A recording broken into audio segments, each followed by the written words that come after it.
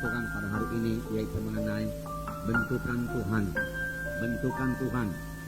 Saudaraku, Tuhan perlu membentuk kita lebih dahulu supaya kita bisa dipakai Tuhan.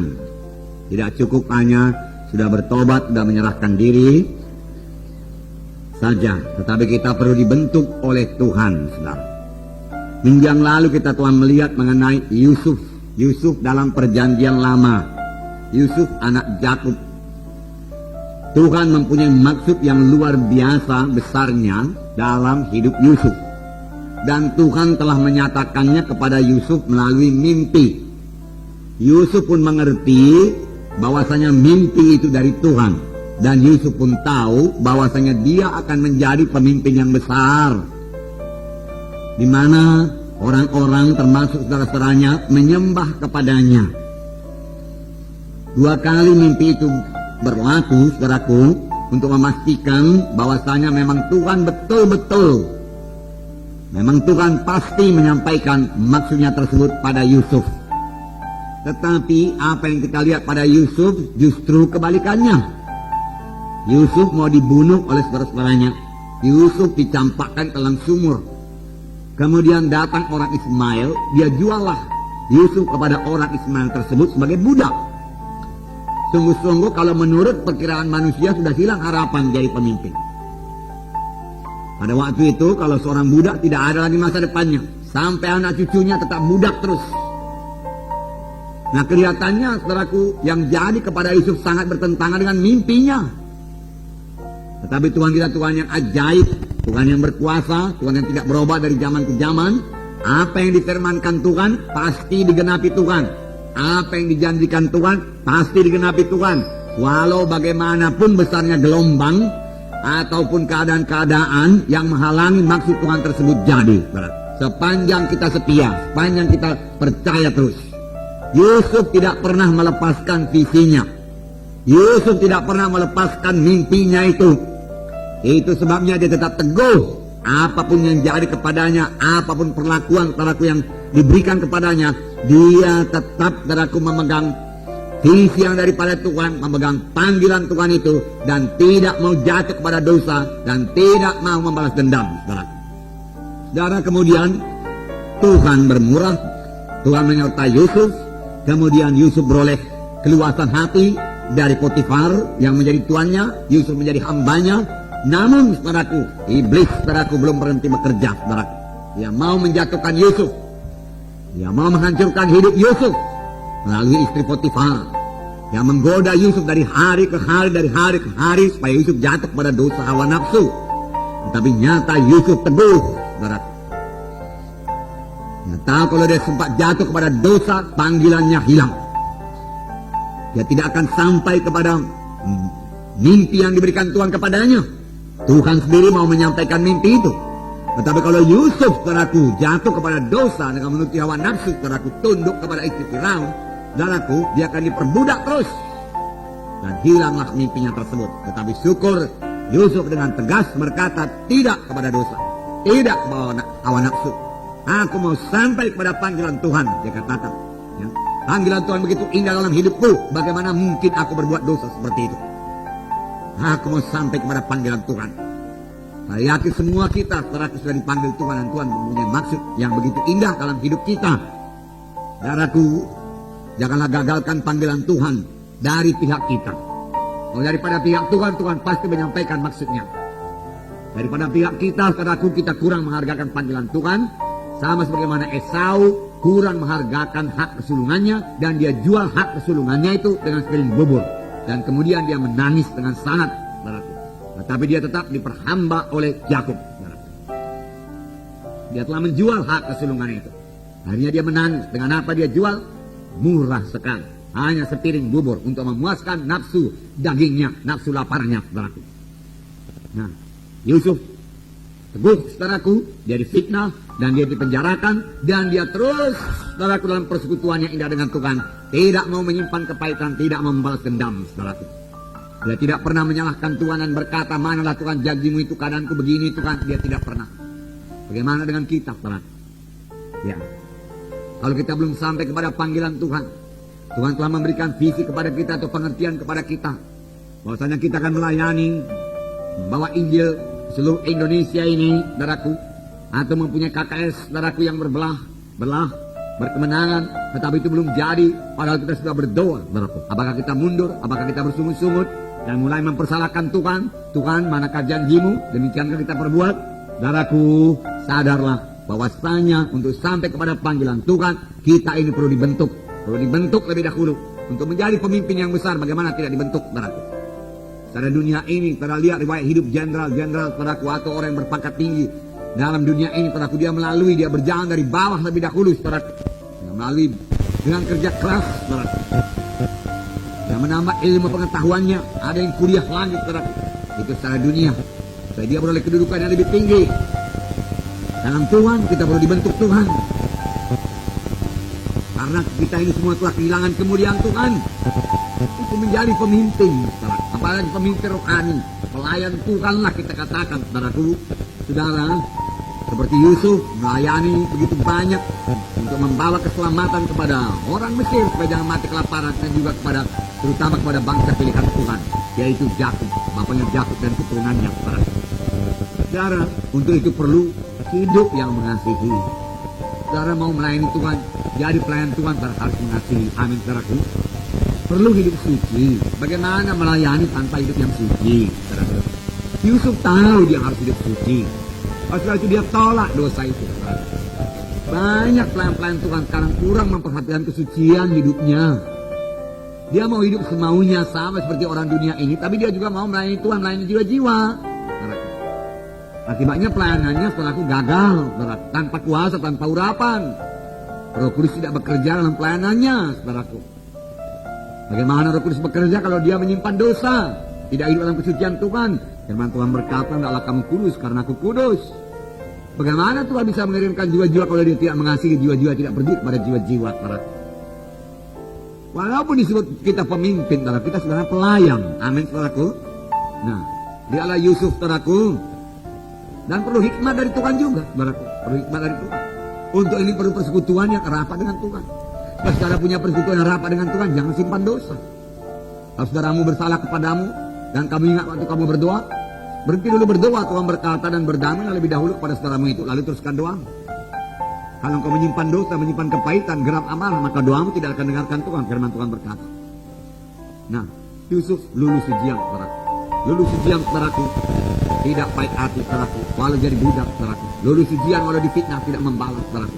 Lulus ujian walau di penjara, saudaraku. Nah, saudaraku, dia tetap bersekutu dengan Tuhan, saudaraku. Dia tidak mempersalahkan Tuhan, saudaraku. Nah, saudaraku yang telah namanya. Ada saatnya kita mengklaim, saudara, kuasa Tuhan, saudaraku. Tapi ada saatnya, saudara, kita perlu dibentuk Tuhan. Amin, saudara. Dan dalam hal itu kita harus menyerah kepada Tuhan dan mengangkat salib, saudaraku. Saya katakan dari minggu yang lalu, mengangkat salib itu, saudara, tidak enak itu. Menyangkal diri tidak enak. Bukan kesenangan saya, kesenangan Tuhan. Kalau saya mau menyenangkan Tuhan, saya menyangkal kesenangan saya. Kesenangan saya pada saat ini tidur, saudaraku. Istirahat.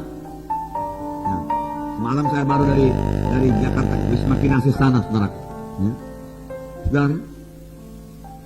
Tetapi saya mau menyenangkan Tuhan. Amin, saudara. Menyenangkan Roh Kudus. Amin, saudara. Dan saya mohon kekuatan daripada Tuhan, hikmat daripada Tuhan, saudaraku. Perlu persekutuan dengan Tuhan, saudara. Nah, jadi bentukan itu sering tidak enak bagi tubuh ini, saudaraku. Tidak enak bagi tubuh ini. Tapi kalau saudara mau sampai kepada panggilan Tuhan, saudaraku, sangkalah tubuh ini, saudaraku. Senangkan Tuhan, saudaraku. Doa pagi tidak enak bagi tubuh. Tidak pernah enak itu, saudaraku, bagi tubuh ini bangun jam 5 pagi untuk berdoa. Dia mau tidur, saudaraku. Kalau saudara mau sampai kepada panggilan Tuhan, saudaraku, saudara harus banyak bersekutu dengan Tuhan, jalannya berdoa. Amin, saudara. Berdoa. Nah, membaca Alkitab, saudaraku, pada mulanya, saudaraku, tidak enak, saudaraku. Lebih enak baca Quran. Tetapi saudara kan, kalau saudara teruskan pembacaan, sekiranya saudara akan jatuh. Dan tidak ada bacaan yang lebih menggembarkan saudara daripada membaca firman Tuhan. Apalagi saudara bersekutu dengan Tuhan, lalu Tuhan menerangkan maksudnya, menerangkan kehendaknya kepada saudara, memberikan pengertian-pengertian baru kepada saudara. Sehingga firman Tuhan menjadi makanan rohani saudara. Seharusnya demikianlah orang Kristen, suka akan firman Tuhan, suka makanan rohani. saudaraku. Seorang gembala sidang dahulu berkata, kalau satu orang anak Tuhan tidak suka lagi makan firman Tuhan, tandanya dia sudah sakit, seperti anak-anak tidak suka makan. Kalau anak-anak tidak suka makan, biarlah ibunya berpikir ada penyakit pada anak ini. Kaum ibu, kaum bapak yang anaknya umur setahun, 2 tahun, saudaraku tidak suka makan, saudaraku berpikirlah saudara, barangkali ada penyakit pada anak ini. Demikian juga mengenai ini, saudaraku, firman Tuhan ini. Periksa kesehatan rohani kita, apakah kita rindu baca firman Tuhan, suka baca firman Tuhan, saudaraku. Membawa berkat luar biasa kepada saudara. Nah, saudara akan kasih dalam nama Yesus. Hari ini, saudaraku, kita melihat lagi seorang hamba Tuhan. Nah, perlu juga saya katakan, saudaraku, bahwasanya untuk dipakai Tuhan, untuk menjadi pelayan Tuhan, saudaraku, dia baca firman Tuhan, patuh kepada atasan, saudaraku. Saudara, tidak seorang pun bisa dipakai Tuhan dengan roh berontak. Tidak seorang pun dipakai Tuhan dengan roh kesombongan, yang merasa dirinya tahu segala sesuatu, saudaraku. Rasa dirinya hebat. Karena Tuhan tidak pernah mengurapi kesombongan. Amin, saudara. Kita akan lihat pada hari ini seorang yang merasa dirinya hebat. Memang dia pintar, luar biasa pintar dari dunia ini, luar biasa berkuasa. Tahu segala ilmu perang Mesir, saudaraku. Ya, firman Tuhan berkata dia berkuasa dengan perkataan dan perbuatannya. Dan dia cobalah dengan kekuatannya dia melayani Tuhan, gagal. Dia lain daripada Musa. Nah, saudaraku, jadi itu dari pembacaan Alkitab. Pembacaan Alkitab kita sudah menceritakan tentang Musa. Amin, saudaraku. Saudaraku, sekali lagi saya ingatkan lagi kepada saudara, setialah mengikuti skedul pembacaan Alkitab. Firman Tuhan pada tahun ini akan banyak diambil daripada skedul pembacaan Alkitab. Dan kalau saya baca Keluaran 1, Keluaran 2, Keluaran 3, Keluaran 4 terus, saudaraku, cerita Musa nggak sempat, saudara. Tapi kalau saudara sudah baca di rumah, saya bisa menerangkan intinya kepada saudara. Saudara mudah mengerti firman Tuhan ini. Amin, saudara. Luar biasa berkat pembacaan firman Tuhan. Sebagai makanan rohani. Bagaimana bisa kuat kalau nggak makan? Janganlah kamu menjadi serupa dengan orang dunia ini. Janganlah harapkan orang dunia baca firman Tuhan. Kita lah anak-anak Tuhan ini yang harus membaca firman Tuhan. Saudara sudah training, saudara. Ya. Saudara mengerti bahwasanya iman datang daripada mendengarkan firman Tuhan. Saudara tidak bisa berdoa kepada Tuhan, Tuhan tambahi imanku Tuhan, tanpa membaca firman Tuhan. Baca firman Tuhan, maka iman saudara akan bertambah. Amin, saudara. Firman Tuhan berikan pengertian pada saudara. Firman Tuhan, saudaraku, membawa saudara kepada kekudusan. Firman Tuhan itu mengkuduskan saudara. Firman Tuhan perlu dalam perang rohani. Tuhan sendiri, saudaraku, dicobai oleh setan. Dia berkata, ada tersurat. Berapa banyak ada tersurat yang bisa kita pakai melawan godaan setan, melawan duniawi ini, saudaraku, yang duniawi. Berapa banyak firman Tuhan yang kita miliki. Hendaklah firman Tuhan berdiam dengan segala kekayaannya, kelimpahannya di dalam dirimu, firman Tuhan berkata. Amin. Amin, saudaraku. Ya. Kalau amin, saudaraku, saudara harus membaca, mengikuti skill pembacaan Alkitab. Supaya firman Tuhan berdiam dengan limpahnya dalam saudara. Amin. Haleluya. Haleluya. Saudara akan mendapat berkat yang luar biasa sepanjang tahun ini, saudara. Saudara, firman Tuhan membawa kesehatan bagi saudara. Firman Tuhan membawa kekuatan bagi saudara.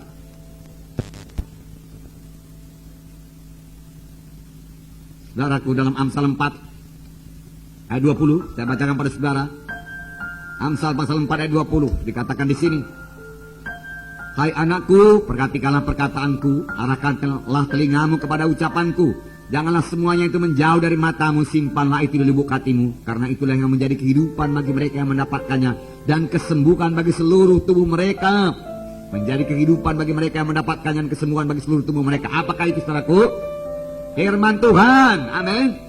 Ya, tapi firman Tuhan para baca, perhatikan, yang beri telinga kepada firman Tuhan, simpan di lubuk hati saudara, simpan di lubuk hati saudara, diam dengan segala kekayaannya. Nah, itulah dia orang Kristen yang sejati, yang sudah jarang-jarang dijumpai sekarang ini, saudaraku. Tetapi saya berdoa kepada Tuhan supaya hal demikian tidak jarang lagi dijumpai di antara orang Kristen. Tetapi biarlah orang Kristen bertambah-tambah, saudaraku, mengasihi firman Tuhan, jatuh cinta kepada firman Tuhan, sehingga bertambah kaya dalam firman Tuhan. Amin. Ya. Saudaraku, Daud sangat menghargakan firman Tuhan. Mazmur 119. Saya bacakan pada saudara beberapa ayat. Mazmur 119, saudara, di dalam ayat 47, aku hendak bergemar dalam perintah-perintahmu yang ku cintai itu. Haleluya. Jadi Daud mencintai perintah-perintah Tuhan. Ayat 47. Kemudian ayat 82. Saya membacakan pada saudara.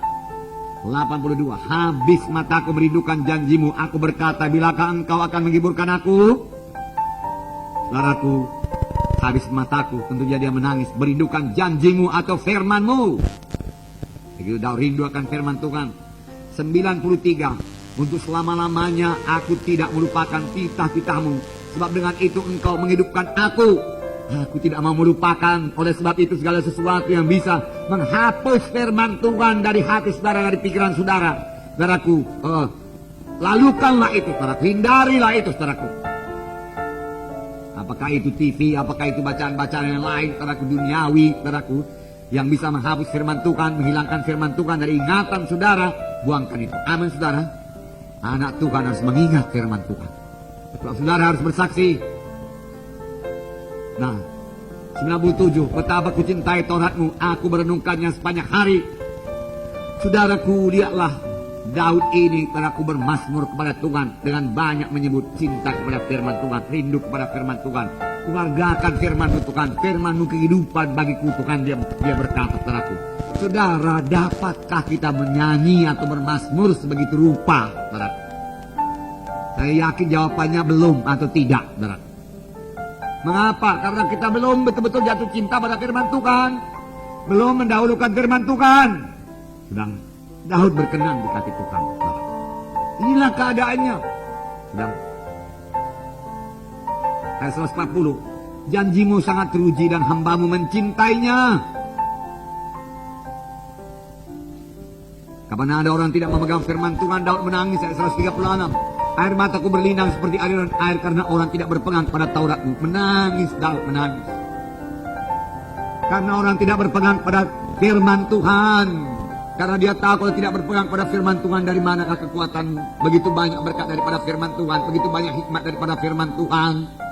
Ya, begitu berkuasa firman Tuhan itu, dan orang tidak mau baca firman Tuhan, dan tidak mau dengar firman Tuhan. Daud, saudaraku, menangis, merasa kasihan pada orang tersebut. Karena dia telah kehilangan begitu banyak berkat yang luar biasa yang telah disediakan Tuhan baginya. Tuhan bekerja melalui firman-Nya. Pada mulanya adalah firman. Firman itu nggak bisa dipisahkan dari Tuhan Yesus, saudara. Bertambah banyak firman Tuhan dalam hati saudara, bertambah intim saudara dengan Tuhan Yesus, bertambah mengerti saudara menyambut maksud dan kehendak Tuhan Yesus. Amin. Haleluya, saudara. Nah, saudara, itu sedikit mengenai pembacaan Alkitab, saudaraku. Dan teruskan kepada Musa. Amin. Musa. Kalau saudara sudah baca buku Keluaran, lahir pada waktu bangsa Israel diperbudak di tanah Mesir. Kalau mereka ke sana, saudaraku, hanya beberapa puluh orang pada mulanya, tetapi setelah 400 tahun jumlah mereka, saudaraku, sampai berjuta-juta. Waktu diadakan penghitungan, yang laki-laki saja berjumlah 600.000 orang yang sudah dewasa, laki-laki. Jadi boleh jadi, saudaraku, 3 juta lebih, saudaraku. Dan bangsa Mesir menjadi takut. Jangan-jangan mereka nanti memberontak kepada kita. Oleh sebab itu, mari kita perbudak mereka ini. Berikan mereka kerja rodi, kerja paksa. Namun, saudaraku, jumlah mereka bertambah terus. Akhirnya dia menyuruh 2 orang bidan. Ya. Dan berkata kepada bidan tersebut, kalau ada ibu-ibu Israel yang melahirkan dan anaknya laki-laki, bunuhlah dia. Tetapi bidan-bidan ini juga tidak mau berbuat demikian karena dia takut akan Allah. Dan firman Tuhan berkata, oleh sebab itu mereka diberkati Tuhan dan mereka itu rumah tangga. Amin, saudaraku. Tertulis, saudaraku. Ya. Karena dia memang mengasihi anak-anak. Lalu Tuhan memberikan dia berumah tangga supaya dia punya banyak anak. Orang yang mengasihi anak. Haleluya, saudaraku. Saudara mengasihi jiwa-jiwa, Tuhan berikan banyak jiwa-jiwa kepada saudara. Nah, oleh sebab itu Firaun mencari jalan dan dia katakan, dia adakan peraturan yang diberikan kepada tentara-tentara Mesir, kalau ada kamu jumpai anak laki-laki yang lahir, buang ke sungai Nil, bunuh. Pada waktu itulah Musa lahir. Dalam satu keadaan yang sangat krisis, saudaraku. Saudara, pernahkah kita menghadapi krisis yang begitu berat, saudaraku? Musa lahir, bagaimana perasaan orang tuanya? Dan firman Tuhan berkata, Musa itu elok parasnya. Hanya beberapa orang dalam Alkitab dikatakan elok parasnya. Satu lagi siapa? Yusuf ya? Oke, haleluya. Ya. Siapa lagi? Paulus? Enggak ya. Daud ya, Daud. Benyamin masuk enggak? Enggak. Enggak apa-apa lah.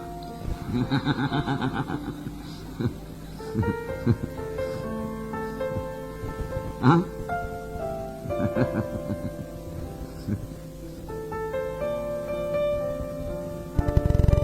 Saudaraku, karena rupa yang elok saja pun tidak cukup jadi pelayan Tuhan, saudaraku. Perlu dibentuk juga, amin, saudaraku. Pak Yusuf elok parasnya perlu dibentuk. Dibentuk dalam penjara 13 tahun. Gak cukup saudaraku hanya paras yang elok. Puji Tuhan buat paras yang elok, tapi jangan pakai, saudaraku, untuk kepentingan diri sendiri. Pakailah itu membawa berkat bagi kerajaan sorga, amin. Haleluya, segala kemuliaan bagi Tuhan saja. Puji Tuhan. Nah, saudara, orang tua Musa memiliki iman. Ah, ini untungnya, saudaraku, punya orang tua yang punya iman, saudaraku. Oleh sebab itu kalau saudara, saudaraku, berdoa buat jodoh, saudara minta jodoh orang beriman. Amin, saudaraku.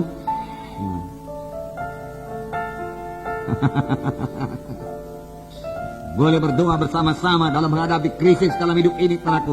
Ya, dua-dua beriman pada Tuhan, saudaraku. Dan Tuhan akan menjawab doanya. Lalu, saudaraku, mari kita baca Ibrani pasal 11. Kita tidak baca dari Keluaran, dari Ibrani dan dari Kisah Rasul nanti, saudaraku. Keluaran terlalu panjang ceritanya. Ibrani 11. Kita baca bersama-sama ayat 23 sampai 29. Ini cerita mengenai Musa. Ibrani pasal 11 ayat 23 sampai 29. Kita baca bersama-sama. Karena iman, maka Musa setelah ia lahir disembunyikan selama 3 bulan oleh orang tuanya. Karena mereka melihat bahwa anak itu elok rupanya dan mereka tidak takut akan perintah raja. Karena iman, maka Musa setelah dewasa menolak disebut anak putri Firaun. Karena ia lebih suka menderita sengsara dengan umat Allah daripada untuk sementara menikmati kesenangan dari dosa. Ia menganggap penghinaan karena Kristus sebagai kekayaan yang lebih besar daripada semua harta Mesir. Sebab pandangannya ia arahkan kepada upah. Karena iman, maka ia telah meninggalkan Mesir dengan tidak takut akan murka raja. Ia bertahan sama seperti ia melihat apa yang tidak kelihatan. Karena iman, maka ia mengadakan Paskah dan percikan darah, supaya pembinasa anak-anak sulung jangan menyentuh mereka. Karena iman, maka mereka telah melintasi Laut Merah, sama seperti melintasi tanah kering. Sedangkan orang-orang Mesir tenggelam ketika mereka mencobanya juga. Nah, saudaraku, orang tua Musa memiliki iman. Oleh sebab itu dia tidak takut pada murka raja. Sebab kalau ketahuan, saudaraku, bukan hanya Musa dibunuh, saudaraku, orang tuanya pun bisa dibunuh. Karena melanggar perintah raja. Raja sudah berkata kalau ada anak laki-laki lahir, lapor, saya dibunuh. Tetapi dia tidak takut pada murka raja dan dia sembunyikan anaknya itu. Sungguh luar biasa menyembunyikan anak, saudara. Dengan pertolongan Tuhan, saudaraku, boleh jadi saya tidak tahu, saudaraku, anak itu tidak menangis, saudara. Tidak bersuara. Nah. Saudaraku, tahukah saudara bahwasanya bayi-bayi dalam rumah tangga Kristen sangat diberkati Tuhan, saudaraku. Hanya dia jarang sekali menangis. Kecuali kalau dia lapar, kalau dia basah, saudaraku, dia menangis. Selainnya, saudaraku, dia bergembira dan tertidur, saudaraku. Makan. Pada waktu anak-anak kami lahir, saudaraku, orang tidak mengetahui ada anak di rumah itu, saudaraku. Ada anak kecil. Tuhan memberkati, Tuhan melindungi, saudaraku. Bahwa kebaktian tidak membuat keributan, saudaraku. Saudaraku, berdoa buat anak saudara. Ajari anak saudara firman Tuhan, saudaraku. Berikan teladan yang benar kepada mereka. Amin, saudaraku. Orang tua Yusuf, Amran dan Jokedek. Ya betul? Nah, saudaraku, mereka tidak punya Alkitab. Dari manakah mereka, saudaraku, tahu iman ini, saudaraku? Saudara, mereka suka mendengar cerita-cerita tentang garis keturunannya. Riwayat bangsa mereka, saudaraku. bangsa Israel. Bagaimana mereka pindah ke Mesir karena kelaparan. Mereka tahu saudaraku, mereka keturunan Abraham. Abraham beranakan Ishak, Ishak beranakan Yakub, Yakub beranakan ini. 12 suku bangsa Israel. Mereka tahu semua. Mereka tahu bagaimana Abraham membangun mezbah. Mereka tahu bagaimana Abraham menerima mujizat Tuhan. Saudaranya sedikit cerita yang dia dengar, saudaraku, dibanding dengan Alkitab kita yang penuh dengan tanda ajaib dan mujizat Tuhan. Namun, saudaraku, orang tua Musa memiliki iman. Dahulu Abraham menerima mujizat Tuhan, Yakub menerima mujizat Tuhan. Dan dia katakan, dan bapak kami juga menerima mujizat Tuhan.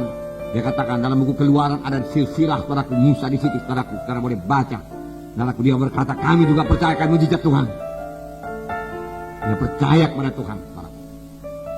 Oleh sebab itu perlu sekali, saudaraku, menceritakan firman Tuhan kepada anak-anak kita. Saudara, lihat di dunia ini apa yang dia terima.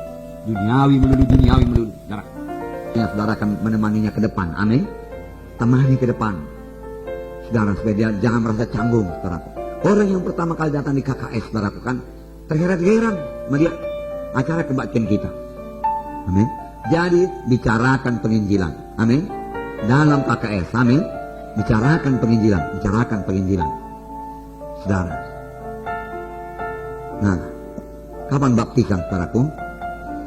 Hari Minggu ya, nggak ada lagi hari Rabunya ya, nggak ada lagi. Wah, bagaimana kita buat ini, saudara? Hah? Besok? Bagaimana besok? Dikunjungi. Haleluya. Oh, puji Tuhan, sudah hidup firman Tuhan dalam saudara. Puji Tuhan. Luar biasa. Semua kita mengunjungi. Amin. Kalau begitu, saudara, besok bukan hanya mendapat jiwa baru, bukan hanya pula mendapat, saudaraku, jiwa-jiwa baptisan, saudaraku, tetapi juga saudara mendapat apa? Jiwa baru. Haleluya. Puji Tuhan. Puji Tuhan. Nah, pujilah Tuhan, saudaraku. Haleluya. Saya pikir firman Tuhan tadi sampai di situ ya, supaya saudara semua rindu mendengarkan sambungannya pada hari Minggu, saudaraku.